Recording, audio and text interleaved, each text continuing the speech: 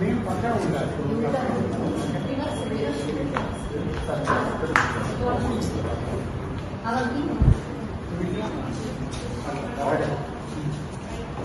You are the great resource of our department, sir.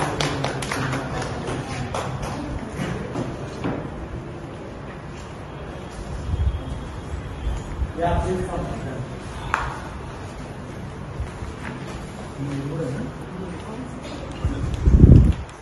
చూడండి రండి.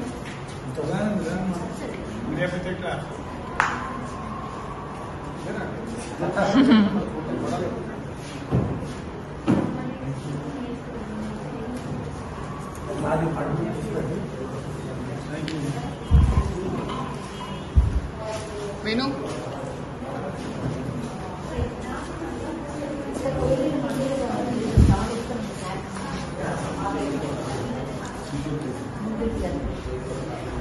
స్టర్స్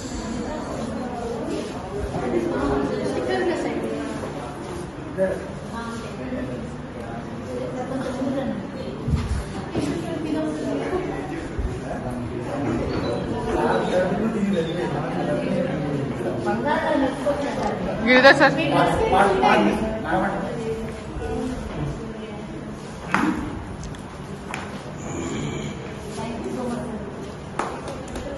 Our senior professor are a great resource in this department. Thank you.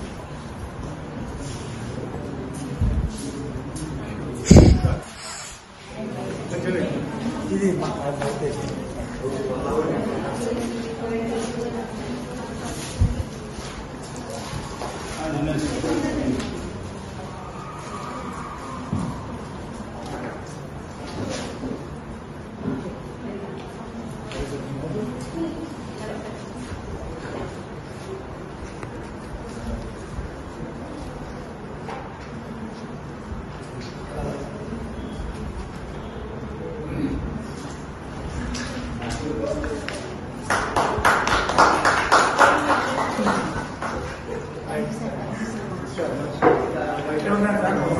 Sir group photo అందరూ రండి.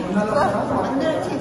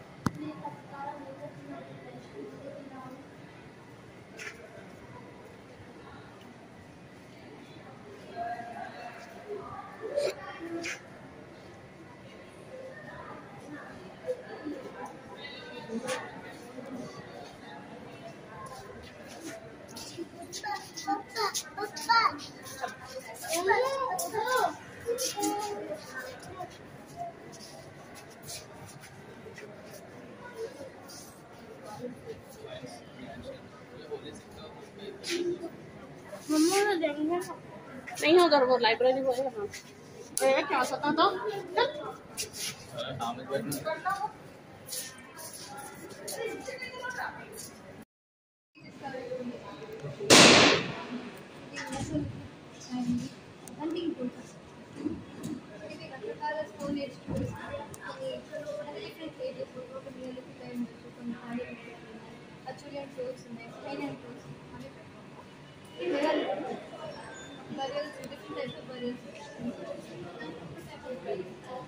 big stones, megalithic, mega and big stones. So at last, very megalithic.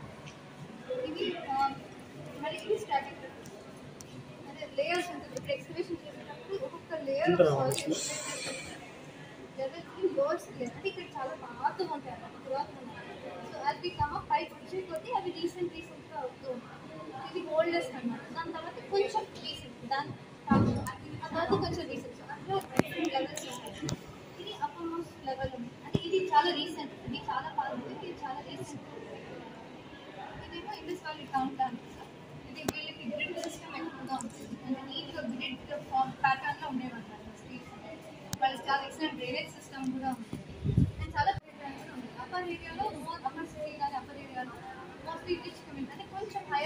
ఉండేవాళ్ళు. And lower కమ్యూనిటీలో common people everyday అందరూ ఉండేది ఇది mostly మన టీ స్టాన్ అనుకుంటారు సార్. ఇండస్ వ్యాలీ టైంలో టీ స్టాన్ అనుకుంటారు ఆర్ ప్రాపర్లీ ఒక హెడ్ ఆఫ్ ద ఏరియా అని కూడా అనుకోవచ్చు. కానీ క్లారిటీ ఇవన్నీ అప్పుడు అంటే దొరికి pottery types different pottery red and black white pottery. So different types of pottery. ఇదేమో మన పశుపతి, ఇది బ్లాక్ పాటరీ, ఇది పశుపతి సీ, ఇది డాన్సింగ్ అండ్ ఇవేమో మన పాఠశాలలో బుక్స్ ఉండేవి. ఋగ్వేద 4 వేదాస్ ఉన్నాయి. సో అట్లా మనకి ఇండియాలో నాలెడ్జ్ ఎక్కువ ఇంపార్టెంట్ కాబట్టి మనకి వేదిక్ ఇంకా ఎక్కువ ఉంది కాబట్టి సో డిఫరెంట్ బుక్స్ని యూజ్ చేస్తాం. ఇది 3 టైప్స్ ఆఫ్ టెంపుల్స్. ఇండియాలో 3 టైప్స్ ఆఫ్ టెంపుల్స్ ఉంటాయి. నగర స్టైల్ అంటే నార్త్ ఇండియన్ స్టైల్. సో ఒక్కొక్కటి వాటి ఆర్కిటెక్చర్ కొంచెం డిఫరెంట్గా ఉంటుంది. సో నగర స్టైల్ కొంచెం సింపుల్గా ప్లేన్గా ఉంటుంది. Vesara style is a combination of north and south Indian style. So ఆ ఫీచర్స్ సౌత్ ఇండియన్ ఫీచర్స్ కనిపిస్తాయి. ద్రావిడ స్టైల్ ఏంటంటే సౌత్ ఇండియన్ స్టైల్ ఇక్కడ ఆర్కిటెక్చర్ ఎక్కువగా ఉంటుంది, అంటే స్కల్ప్చర్స్ ఎక్కువగా ఉంటుంది, డీటెయిలింగ్ ఎక్కువగా ఉంటుంది.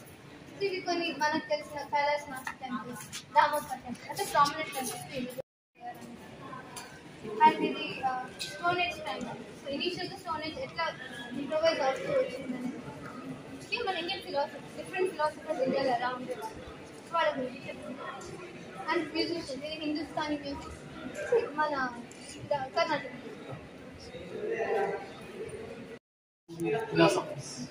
అంటే ఫేమస్ ఆర్కియాలజిస్ట్ ఇండియాలో మనకి బాగా ప్రామినెంట్గా ఉండే archaeologist HD Shankardev and Alexander Cunningham father of Indian archaeology అని అంటారు. సో అలెగ్జాండర్ కనింఘమ్ చాలా ఇంపార్టెంట్. రాబర్ట్ బ్రూస్ నుండి కర్ణాటకలో మ్యూజియం ఉంది, మా డిపార్ట్మెంట్ వాళ్ళు విజిట్ కూడా చేశారు.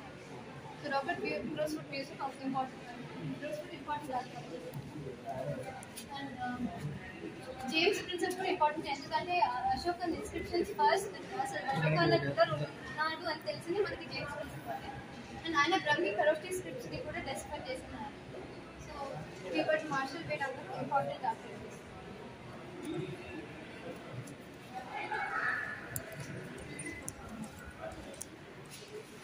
ఇంకా ఇవన్నీ ఉస్మానియా రిలేటెడ్ అంటే ఫౌండేషన్ నుంచి వచ్చినట్టు సార్.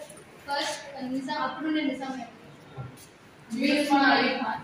ఆయన వచ్చినప్పుడు ఆయన ఫస్ట్ స్టోన్ ఏదైతే ఫస్ట్ రాక్ ఏదైతే తెచ్చి మనకి ఇక్కడ లెఫ్ట్ వింగ్ లో కార్నర్ ఉంటుంది సార్, రాసి ఉంటుంది. సో ఇంకా ఆ స్టార్టింగ్ లో మొత్తం ఆంధ్రప్రదేశ్ వేకెన్సీగా ఉండేది.